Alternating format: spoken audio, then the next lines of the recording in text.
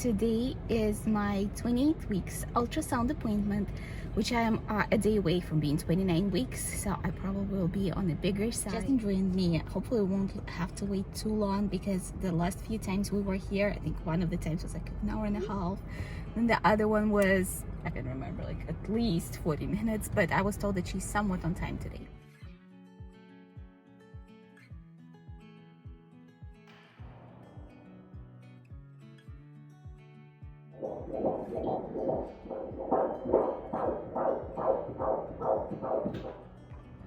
We are all done with our ultrasound, and baby Juliet is measuring about 50 to 60th percentile. She is 2 pounds 15 ounces, which, you know, that's just an estimate. It's not like a true measure. So she said pretty much about 3 pounds. Yeah, she's like average sized. That was crazy to see how much less space she has versus what it used to be. Like last time we did the ultrasound and you could see the baby's like body parts, and they're there. Right now everything is so cramped. So my next ultrasound is going to be in 4 weeks, which is going to put me at about 33 weeks. This is Maria. Welcome back to my channel. In today's video I will be sharing with you my 29 weeks pregnancy update, and there will be two biggest things that I will be covering today. Is my gestational diabetes screen. So I failed my 1 hour test about 2-3 weeks ago, and then I had to take my 3-hour test, and also kind of talk about a little bit more the results of the ultrasound that you've seen at the beginning of this vlog. So one thing I kind of forgot to mention during this whole ultrasound thing is that my cervix has gotten shorter. It's still, so I started, I think it was like 4.5 centimeters, and it's been like getting a tiny bit shorter every single time. So last time it was like 3.8, which is still a good long cervix. Another thing that they were checking for during my ultrasound, and that they might check for you as well, is that she would do a pressure, like a pelvic pressure, and see if the cervix stays closed. Mine stayed closed. I don't know if they do it for everybody, or they do it like just only if you are high risk pregnancy. By the way, my last week's video covered kind of all of my high risk pregnancy stuff, and I'm not gonna go much into any of that in this video, so you can always go back and check it. So I never really talked in detail about my 1 hour test. I did it at about 27 weeks, I believe, and I was supposed to fast for 2 hours prior, which I did not eat for those 2 hours, but I did drink my coffee, and I didn't realize it up until like about 40 minutes before my appointment, and I was like, well, maybe they'll be a little bit late. No, I came, they gave me my drink. And if you've never done glucose testing, it's basically, typically you have to fast for a certain number of hours, and then they give you this really sugary drink, and then they measure your sugar levels an hour after. Now, if you pass, which I did in my first pregnancy, that 1 hour test, that's all that is, you're all good to go. Now, a lot of the times you could fail, and if you fail that 1 hour test, you have to do a 3-hour test. The way 3-hour test was done for me is that I had to fast for at least 12 hours, and then like no water. No, I could have water, yes. Then I came, they took a vial of blood. Now 3-hour test, you may need to kind of want to make sure you're going to be hydrated, because they can take a lot of blood. So they took my blood prior to giving me a drink. Then once they gave me a drink, I sat in the car for 1 hour. Then they draw blood again, then another hour draw blood again, and 1 more hour draw blood again. And then it's always like a full vial. So I was like, why do you even need that much? I did not get sick.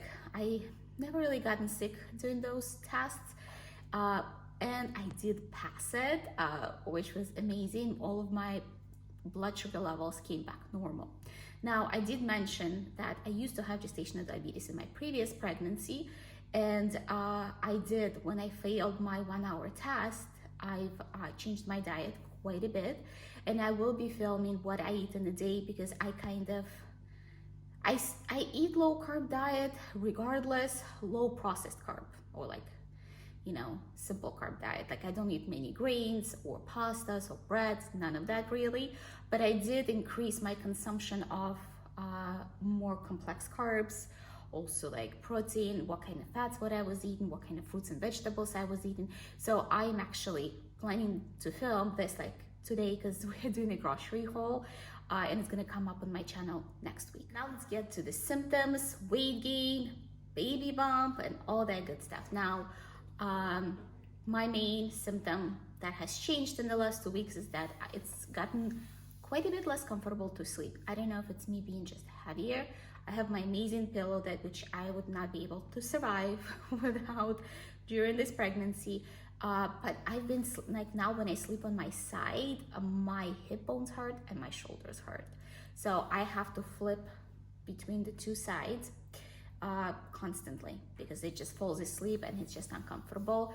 Then I've started getting like for the last actually more like 2 days, I've had some lower back pains, and I've started getting hungry at night, which I have not been for the past, I feel like more than a month or so.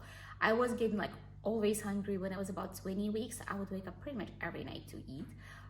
So it's coming back, and I'm wondering if the baby's growing. Now my baby is measuring, I don't know if I mentioned it, I'll measure it again, about 50 to 60 percentile for weight right now. So we're a little bit ahead. So like they almost like moved my due date by a few days, which due date is an estimate anyways. But yeah, I've been quite a bit more hungry. In the past 2 weeks, I've actually gained only 1.5 pounds, which is quite exciting because I've had an excessive weight gain due to being on progesterone. I mentioned it in my high-risk pregnancy factors, but it seemed like between 18 weeks and like 27 weeks, I've gained 20 pounds. So like 10 pounds each month, pretty much. And up until then, I barely gained anything. So, progesterone, like I was retaining water, and my doctor's like, with this kind of speed, you might expect to gain 45 pounds, and I'm really petite.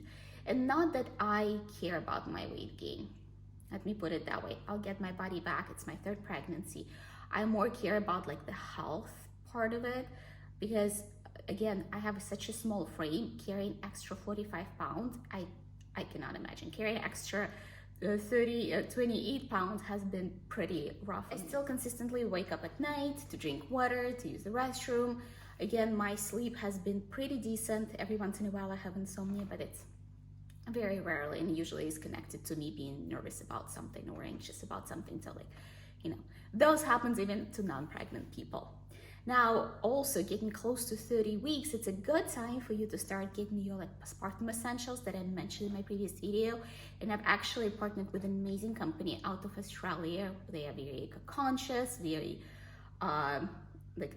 everybody's a mother there. They don't retouch their pictures on the internet, so you can actually see how their items look, and I've received the package from them. I did like little previews, but I'm partnering with them for postpartum essentials video, and that knowing that it will be my 3rd postpartum, and I've had natural birth and I had a C-section, I feel like I have a pretty good grasp on what to expect. So I will be sharing with you items not only from that company, but also from other brands as well that I've found over the years have been really. Let's see that belly.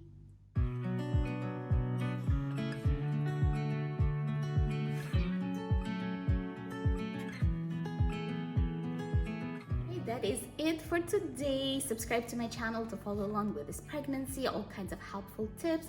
And I also have 2 older children, post lots of content on activities for children, Montessori at home, and just motherhood related lifestyle content. I'll see you later.